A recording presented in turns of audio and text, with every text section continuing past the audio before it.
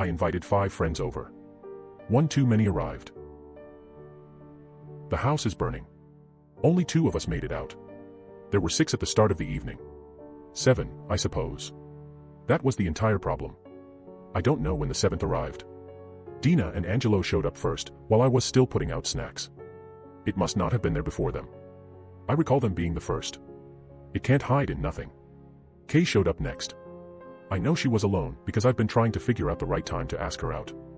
If she'd brought someone, I definitely would have noticed. When Christoph and Marina got here, Angelo called out, "It's about time you 2 made it." He specified 2, I remember that. That's 5 arrivals, and of course I was there all along. Maybe the door was opened at some other point. It might not matter now that it's all over. I feel like it does, though. I need to understand what happened. I owe it to my friends. We were playing cards when we noticed. It was a 6-handed game, and Angelo was dealing piles in front of each player. 1, 2, 3, 4, 5, 6, and the 7th to himself. "You've got too many piles," Dina said. Angelo looked at the table in confusion. There were cards in front of each of us. There were 7 separate stacks. Weird. "I don't know what happened there," he said, gathering up the cards. He dealt them out again. 1, 2, 3, 4, 5, 6. 1 to each person, but he had not yet put a card in front of himself. With a nervous chuckle, Angelo said, "Okay, what am I doing wrong?" 6 of us, yes. We all agreed. There were clearly 6. "Everyone put your hand on your card," he said. All 6 cards were covered. Angelo still did not have one. "All right, one more try," said Angelo. "While you're sorting this out, I'm going to go to the bathroom," said Kay, standing up. She left the room. Angelo dealt the cards. 1, 2, 3, 4, and a 5th to himself. "Kay, how many people are you?" he shouted. "Very funny," she called back. We heard the bathroom door close. "Just deal 6 hands," I told Angelo. "There are 6 of us. It'll work out. Everyone will pick one hand up and play it, and no one will be left out." "You'd really think so," he said. "But why was I getting to 7 before?" "You're bad at math," Dina told him.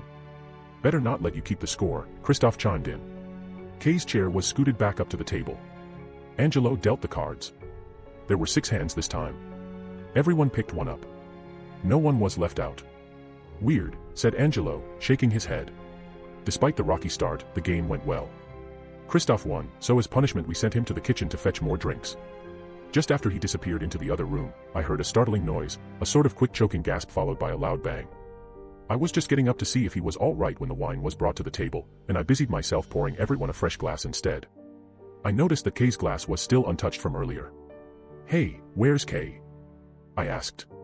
"She went to the bathroom," said Dina. "What, again?" "I guess." I leaned my head around the corner to see down the hallway. The bathroom door was closed. I supposed Marina was right. "Shall we deal another hand?" I asked. "As soon as Christoph gets back," said Marina. I looked around. Christoph wasn't here. "Where did he go?" "The kitchen," said Marina. "The wine didn't bring itself in here," I pointed out. "And all 5 of the new glasses have been moved." Marina gasped. "Are you suggesting that someone is drinking Christoph's wine?" We all laughed. I did wonder where Christoph was, though. And Kay, for that matter. She'd been in the bathroom for a very long time. She couldn't have been, though. We played the game 6-handed. She must have been here.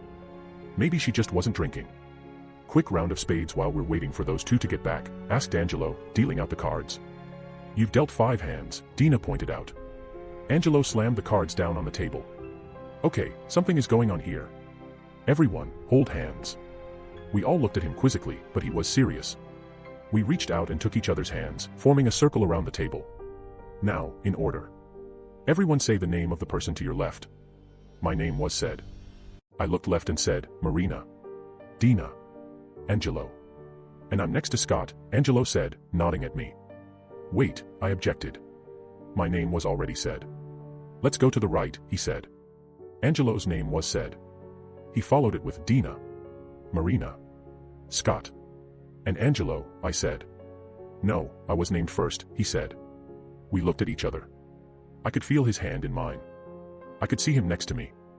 "Look at the table," Angelo said. "Why is there an extra glass of wine in between us?" "Let's take a photo," said Marina. "Then we can see everyone at once." She put her phone on the table. We all backed up, put our arms around each other and smiled. The photo snapped. We gathered back around the table to look. "It's you, me, you and you," said Marina, pointing. "4 of us. No one else." Angelo studied it for a moment.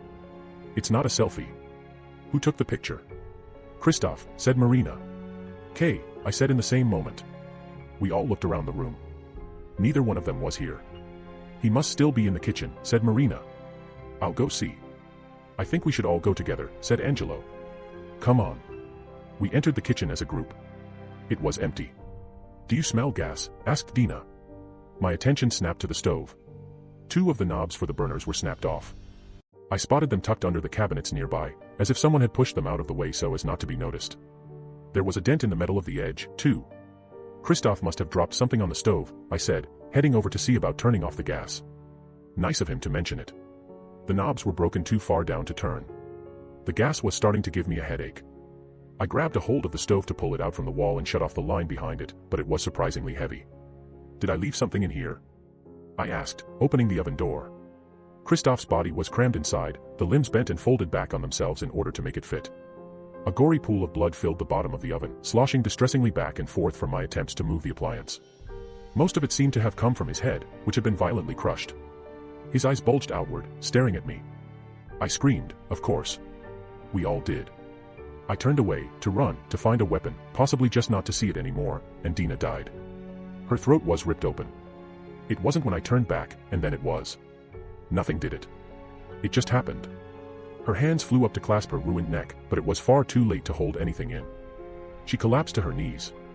Her hair was held back as she died, keeping her upright and facing forward so we could all see the panic and despair. We were all frozen for a second. Angelo moved first, diving for her, but by the time he wrapped his arms around her she was slumping forward, already gone. He screamed, a raw caterwaul of rage and pain. After a moment, he focused it into words. "Where is it? What did this?" I grabbed a knife and put my back into a corner, looking around frantically. Marina was gone. I hoped that she had run. I didn't like that I didn't know. "It's been here all night," Angelo hissed. "Among us. Playing with us. Where's Kay? Where has she been all night?" "The bathroom," I thought, but I pictured Christoph's broken body in the oven and I knew that I did not want to open the door to check. Angelo continued his rant, his voice cracking in his fury. "We can't see it. We can't know about it. You and I thought we were holding hands when it was between us. This is all a game to it. We don't know how to play. We can't even see the board. We've got to get out, Angelo," I said. "It's not safe to be in here. Even without whatever's happening, the stove's still leaking gas." "It is," he said, and his voice was suddenly eerily calm. "Everywhere. And you know, that's an awfully good way to deal with something you can't see. What are you doing, Angelo?" He fumbled in his pocket and pulled out a lighter. "The back door's right there, Scott. Run, and close it behind you.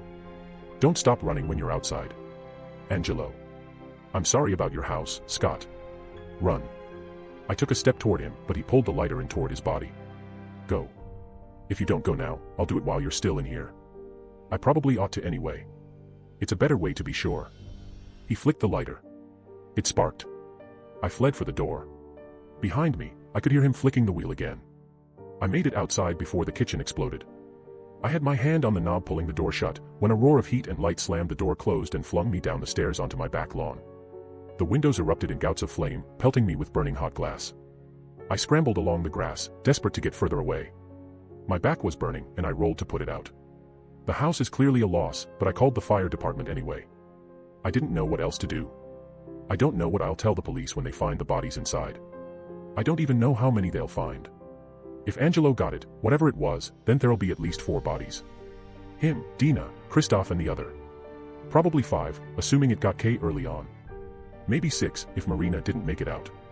One of them must have, though. I'm not alone out here. My hand is held tightly as I watch the house burn.